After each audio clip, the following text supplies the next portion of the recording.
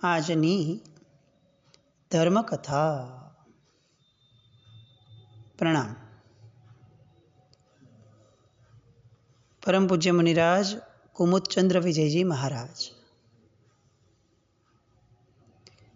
ગઈકાલ સુધી આપણે એમના ચારિત્ર જીવનના ઘડતરની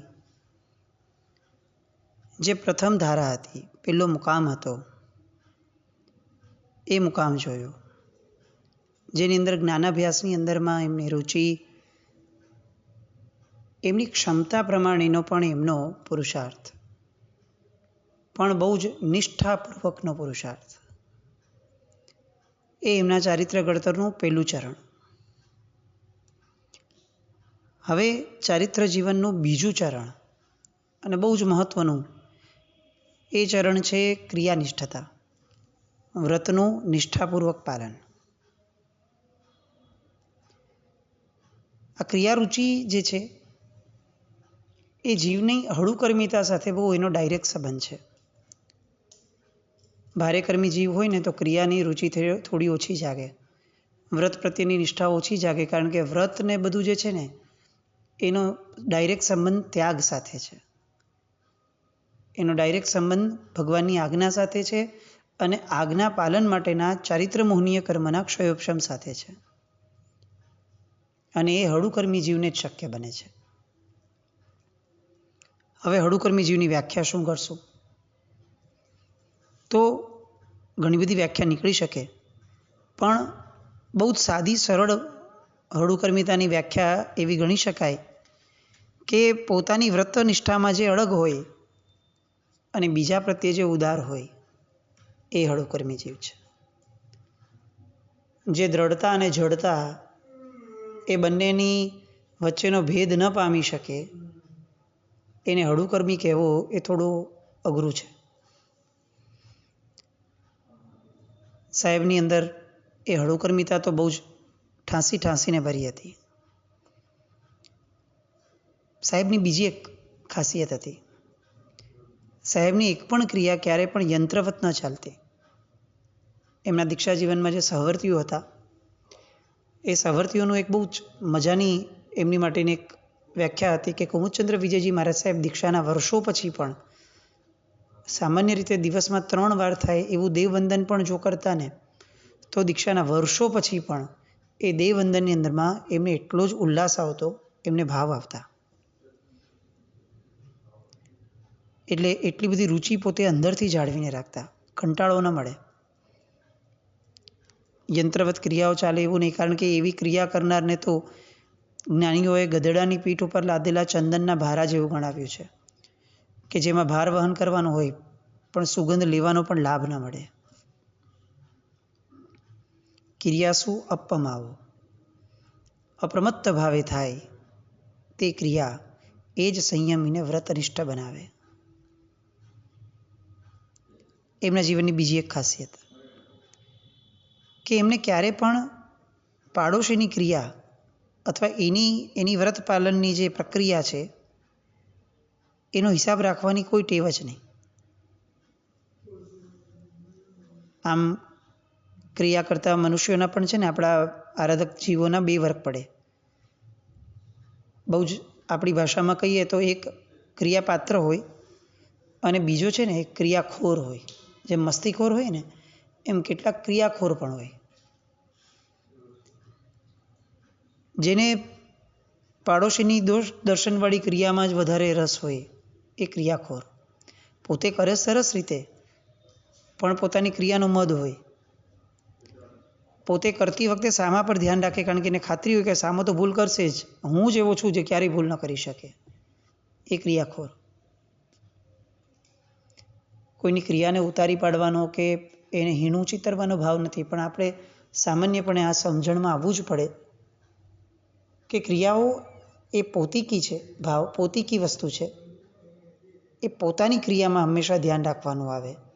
આપણે જગતના જમાદાર થઈને બેસી જઈએ અને જગતે શું કરવું જોઈએ, બધા બરાબર કરે છે કે નહીં, જે કરે છે એ શાસ્ત્ર સાપેક્ષ છે કે નહીં, કોઈ કંઈક અલગ રીતે કરતું હોય તો આમ તરત કહી દે કે લાવ તારો શાસ્ત્ર પાઠ આપ. આ બધી જે જગતના જમાખોરવાળી વૃત્તિ છે ને, એ ક્રિયાખોર વ્યક્તિ છે.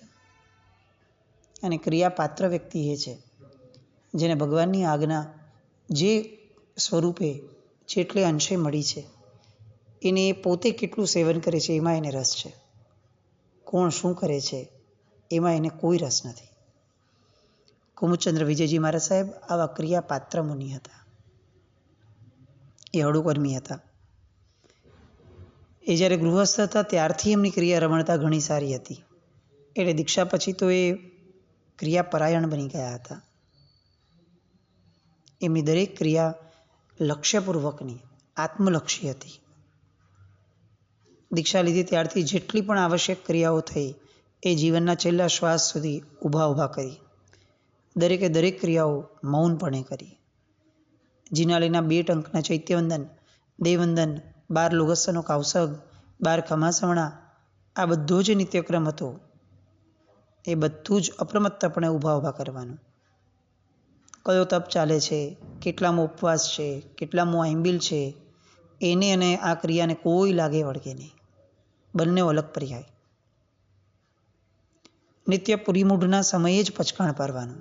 આ એક મહાત્મા જેમણે દીક્ષા લીધી એ દિવસથી લઈને છેક કાળ ધર્મ પામ્યા એ દિવસ સુધી પણ એમણે પુરીમૂઢથી ઓછું એક પણ પચકાણ ક્યારેય કર્યું નથી. પુરીમૂઢનો પચકાણ પારે એ પહેલાં દેવવંદન અચૂક કરે.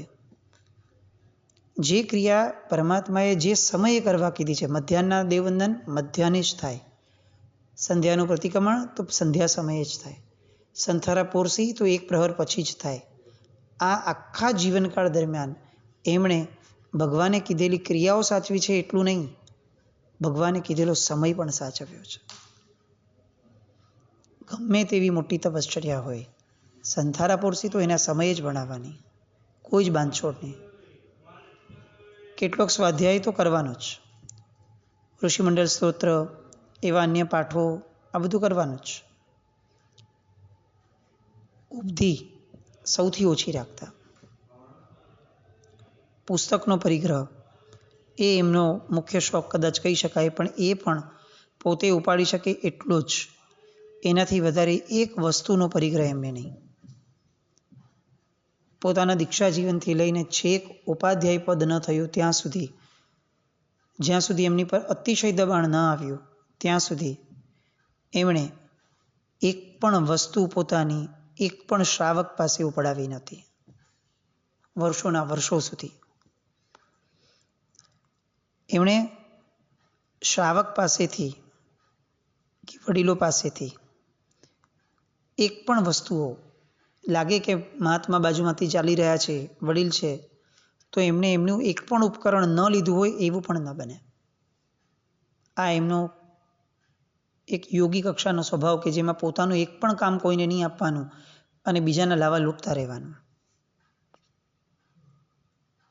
પોતાને જે કપડાં મળ્યા હતા, પહેરવાના જે કપડાં એમના રહેતા, એ બીજાઓના લગભગ 4-6 મહિના માંડ ચાલે, પણ સાહેબના કપડાં 1.5 થી 2 વર્ષ મિનિમમ ચાલે.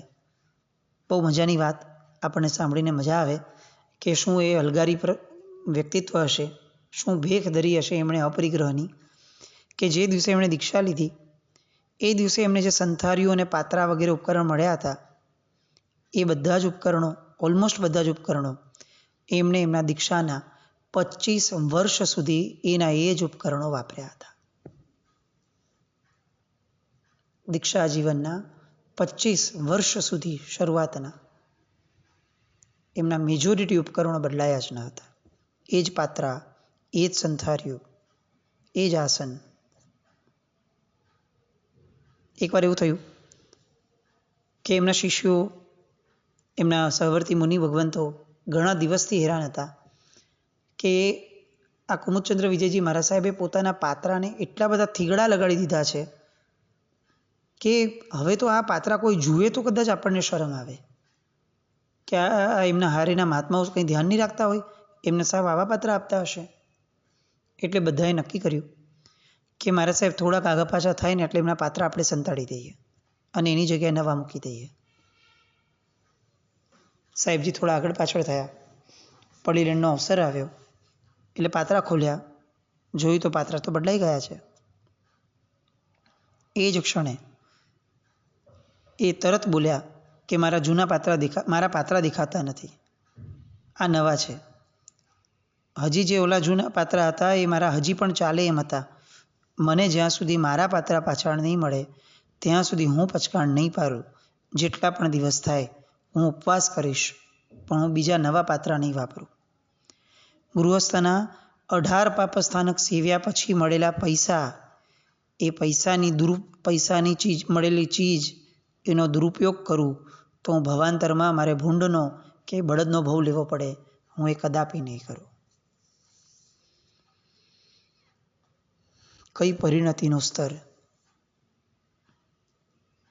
શ્રાવકની વિનંતીથી આવેલી વસ્તુઓ પણ ગ્રહણ નહીં કરવાની, કારણ કે શ્રાવકનો પૈસો એ 18 પાપસ્થાનક સેવ્યા પછી આવતો પૈસો છે. એના દ્વારા આવેલી એક પણ વસ્તુઓનો દુરુપયોગ થાય એ કુમુદચંદ્ર વિજયજી મહારાજ સાહેબને જરા પણ ન ચાલે. અંતે મહાત્માઓએ એમના જૂના પાત્રા પાછા આપ્યા. વળી કેટલાય વખત સુધી એ પાત્રા વપરાણા, સાવ ભાંગ્યા, થીગડાઓ પણ તૂટ્યા. પછી નવા પાત્રા આવ્યા. આવો અપરિગ્રહી સ્વભાવ. એમની નિર્દોષતાની ગવેષણા એ પણ એટલી જ પ્રબળ. આહાર અને પાણી બંને માટે બીજી પોરસીનું જ પાણી લાવવાનું. પોતે ઉપાધ્યાય પદ પામ્યા એ એક ક્ષણ સુધી પોતાનો આહાર અને પોતાનું પાણી જાતે જ લાવવાનું.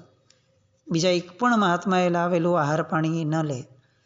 એ એમ જ કે સાહેબ, હું હજી ઘણી બધી વસ્તુઓમાં નાનો છું, અને નાના હોય મોટા પાસે પોતાનું કામ તો ન જ કરાવાય.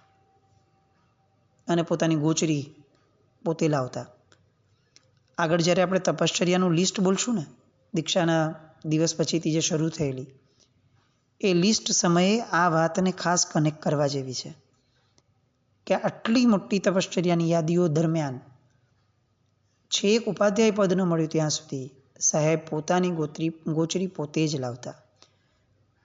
સિદ્ધિ તપની 8મી બારીનો ઉપવાસ હોય અને એનું પારણું થવાનું હોય તો પણ પોતાની ગોચરી સાહેબ પોતે જ લાવ્યા છે.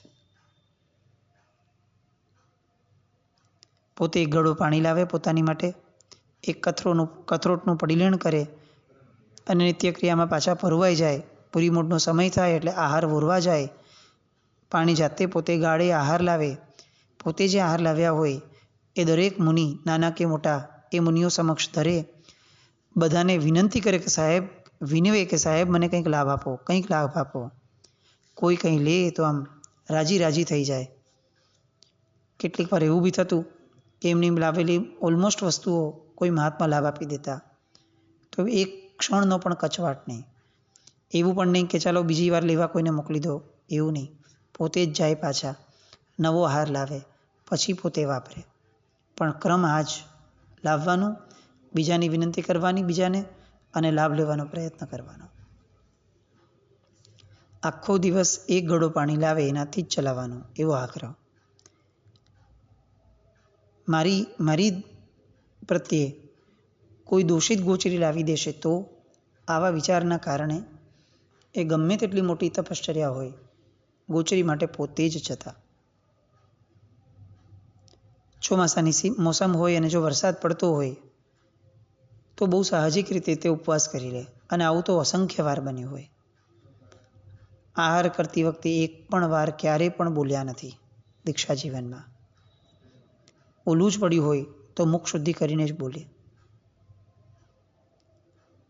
એમણે 45 આગમના તમામ જોગ એમણે વહ્યા હતા, યોગોદ્વહન કર્યા હતા. અને ક્રિયાશુદ્ધિ એટલી જોરદાર કે એમની દોષ સેવનની માત્રા એ અન્ય મહાત્માઓ કરતાં સાવ ઓલમોસ્ટ ક્ષુલ્લક રહેતી. જોગ દરમિયાન પણ પોતે તપ અને સ્વાધ્યાયમાં એવા લીન રહેતા કે આલોચના લગભગ આવે નહીં, અને જો આવી જાય તો લગભગ બીજે દિવસે વળી જ ગઈ હોય એવી રીતે જ આલોચના વાળતા.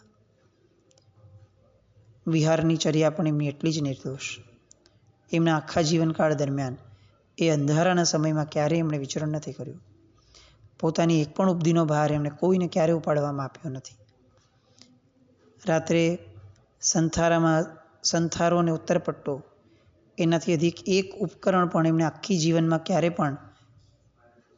વાપર્યું નથી. ગમે તેવી ટાળ હોય, પોતે જે કામળી રાખતા હોય એ જ કામળીથી ચલાવવાનું. ધાબળાનું સેવન નથી જ કર્યું અને કરવાનું પણ નહીં. ઉનાળામાં પણ એ જ કામળી ઓઢવાની. સૂતી વખતની એમની મુદ્રા, એ જે સંથારા પોરસીમાં શબ્દ આવે છે કુક્કુડી પાયે પસારણ, એ જ મર્યાદાને જાળવી અને સૂવાનું. વસ્ત્રનો પોતાનો કાપ પોતે જ કાઢવાનો. એ અંગેના પણ એમના કેટલાક નિયમો હતા કે અમુક દિવસ સુધી તો કાપ નહીં જ કાઢવાનો. કાપ કાઢવો પણ પડે તો એક ગળાથી અધિક જણનો ક્યારે પણ ઉપયોગ નહીં કરવાનો. પોતે ઉપાધ્યાય પદ ઉપર બિરાજમાન થયા ત્યારે પણ પોતાના કપડાનો કાપ કાઢવા એમણે ક્યારેય કોઈ બીજા મહાત્માને આપ્યો ન હતો. આમ આવી કેટલી વાત કરવી, પણ એટલું ચોક્કસ કહી શકાય કે કુમુદચંદ્ર વિજયજી મહારાજ સાહેબમાં એક ક્રિયાનિષ્ઠ સાધુની અંદરમાં જેટલી દ્રઢતા જોઈએ એ બધી જ દ્રઢતા સવાઈ થઈને પ્રગટી હતી. એમણે એમના જીવનમાં ક્યારેય કોઈની પંચાયતમાં ક્યારેય પોતે અંદર પડ્યા નથી. કોઈ પડ્યું હોય અને ઉચિત લાગે તો એને ટપોરે, એ પણ અડધા એક શબ્દમાં કહી અને છૂટા થાય. આવી પરિપક્વતા કે જે પરિપક્વતાને દ્રઢપણે આપણે કહી શકીએ કે આ હળુકર્મિતા વિના આવી પરિપક્વતા આવી શક્ય જ નથી. ચારિત્ર ઘડતરનો ત્રીજો મુકામ તપશ્ચર્યા. કષ્ટ કરો, સંજમ ધરો, ગાળો નિજ દેહ, જ્ઞાન દશા વિના જીવને નહીં દુઃખનો છે. અહીંયા જે જ્ઞાન દશા કીધી છે એ જ્ઞાન દશા, ઉજાગર દશા એ એમના તપ દરમિયાન સતત એમનામાં રહેતી. તવસા નિકાયાણંપી, તપ નિકાચિત કર્મોનો પણ ક્ષય કરવા માટે સક્ષમ છે. બહુ કોડીઓ વર્ષો ખપે, કર્મ અજ્ઞાની છે, જ્ઞાની શ્વાસોશ્વાસમાં કર્મ ખપાવે તે. આવી તો અનેક વ્યાખ્યાઓ જ્ઞાનીની, તપસ્વીની, જ્ઞાન સહિતના તપની એ આપણને શાસ્ત્રમાં મળે છે. પણ આ જ્ઞાન દશાને એમણે જે રીતે પોતાના તપશ્ચર્યા દરમિયાનમાં જીવી હતી એ એમના ચારિત્ર ઘડતરનો એક બહુ ગર્વો ગુણ હતો. એમની તપ સાધનાની કોઈ પૂર્વ ભૂમિકા લખવાની જરૂર નથી, કારણ કે હતા જ તપસ્વી મહારાજ. એટલે તપશ્ચર્યા કેટલી કરી એની યાદી તો હવે શરૂ કરીએ સાહજિકપણે, જે શરૂઆતના વર્ષોમાં થઈ કે એવી રીતે એની. પણ મૂળ મુદ્દો એ હતો કે એમની એક પણ તપશ્ચર્યા એ એમના વડીલ કે ગુરુપણામાં જે હતા એ બધાની આજ્ઞા વિનાનું એક નાનકડું પણ તપ એમણે ક્યારે કર્યું નથી. ગુરુજીના નિર્દેશ તળે જ તપ કરવાનું. મહાત્માની, ગુરુ ભગવંતોની ઉપરવટ જઈને એક તપ કર્યું હોય એવું આજ સુધી ક્યારે નહીં જીવનમાં. તપ દરમિયાન ક્ષમતા પણ એવી જ છોડ. ક્રોધ અને અહંકાર આ બે ઉપર એમનો જબરો કાબુ હતો. ગમે તેટલું ઉગ્ર તપ થયું હોય પણ એમાં ક્યાંય હું પદ આવ્યું એવું છલકાય નહીં. કોઈ ઉત્સાહી એમના બહુ વખાણ કરે તો એવું પણ નહીં કે એના પ્રત્યે આવેશ આવે, કાંઈ નહીં, તમે બોલો, મને શું, હસીને વાતને લઈ લે અને છૂટા થઈ જાય. એમની વિપુલ તપશ્ચર્યામાંથી કેટલીક તપશ્ચર્યાની યાદીની શરૂઆત આજે કરીએ તો કદાચ કેટલાક દિવસે પચશે એવું એમનું તપોમય જીવન. અને એ જીવનની કેટલીક મહત્વની તપશ્ચર્યાની યાદી. ગૃહસ્થ જીવનમાં એમણે વર્ધમાન તપની 32 ઓળી કરેલી. દીક્ષા પછી એમાં એકદમ મક્કમ ગતિથી પોતે આગળ વધવા માંડ્યા અને સંવત 2022 સુધીમાં એમણે 100 ઓળી પૂર્ણ કરી. એ જ વર્ષે 2022માં એમણે નવેસરથી વર્ધમાન તપનો પાયો નાખ્યો. 100 ઓળી પૂરી થઈ એ જ વર્ષે એમણે વર્ધમાન તપનો બીજો પાયો નાખ્યો અને 93 વર્ષની પોતાની ઉંમર થઈ હતી ત્યાં સુધીમાં એમણે બીજી 75 ઓળી વર્ધમાન તપની કરી લીધી. એમના જીવનમાં નૌપતજીની ઓળીઓ એમણે જીવન પર્યંત ચાલુ રાખી. કુલ મળીને નૌપતજી મહારાજની 131 ઓળી એમણે કરી હતી. અને દરેક ઓળીમાં 14 પૂનમ આવે એટલે છઠ ખરા ખરા ને ખરા જ. 45 આગમના જે યોગોદ્વહન હોય એ બધા જ એમણે આઈમ્બિલથી કર્યા હતા. પંચપ્રસ્થાનની દરેક ઓળીઓ એ પણ એમને વિધિપૂર્વક આઈમ્બિલથી કરી હતી.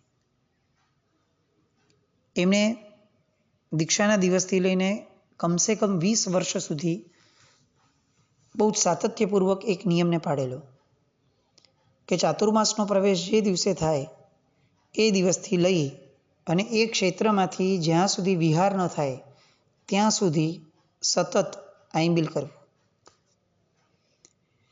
એટલે એમ કહી શકાય કે શેષકાળ સિવાય એમણે દીક્ષાના 20 વર્ષમાં ક્યારેય કોઈ સંઘને ચાતુર્માસ દરમિયાનમાં એમણે આઈમ્બિલ ખાતા સિવાય કોઈના ઘરને ક્યારેય લાભ જ નહોતો આપ્યો. આ બધું છે ને આપણે આમ સ્પીડમાં લેતા જઈએ છીએ, પણ જે સ્પીડમાં લઈએ છીએ એ સ્પીડમાં વિચારી પણ ન શકાય ને એવી આ યાદી છે. દીક્ષા જીવનના 20 વર્ષ સુધી દરેક ચાતુર્માસની અંદરમાં કમસે કમ તપ એ આઈમ્બિલ હોય.